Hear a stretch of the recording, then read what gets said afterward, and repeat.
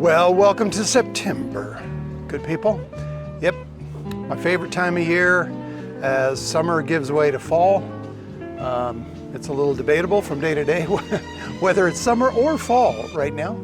It's going to be 93 degrees. My favorite time of year, there's lots to do still in the garden. Yep, we've always got a little touch-up pruning to do. We might get serious a little later in the fall and get some significant pruning done, but this is overreaching its bounds, so we're making a few aesthetic cuts. There are elements that I want to talk about too that have to do with the design, whether they're sculptures, garden art, topiaries, large stonework, walls and dividers, courtyards.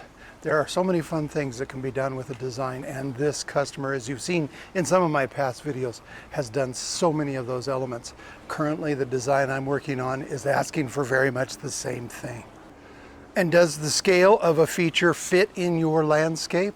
How much space do you have to work with? What's going to be appropriate for the space? These are all great considerations when you're doing landscape design. Is this too much?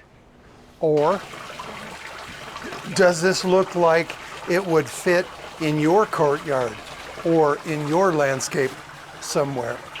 Season extenders like fireplaces, overhead heaters, and small stoves can, especially in a place where we have what seems to be 6 months of winter, a great way to extend the season and be able to sit outside and enjoy a chilly winter or late fall day. A natural looking water feature is always nice. Do you have the time to maintain it? Do you have the space to make it look right in the setting in your garden?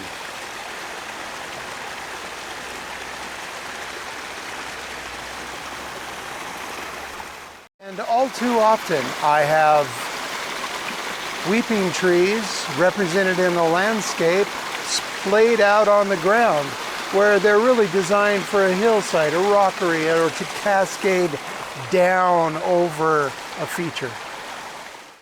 And how much lawn do you actually need? Remember, it's a pretty expensive ground cover. You gotta mow it, you gotta water it, you gotta fertilize it, and you probably wanna keep the weeds out of it. It's beautiful, very stately, but is it the right choice for the ground cover that you need, or would something like a vine be better? And of course, what landscape wouldn't be complete without a small koi pond?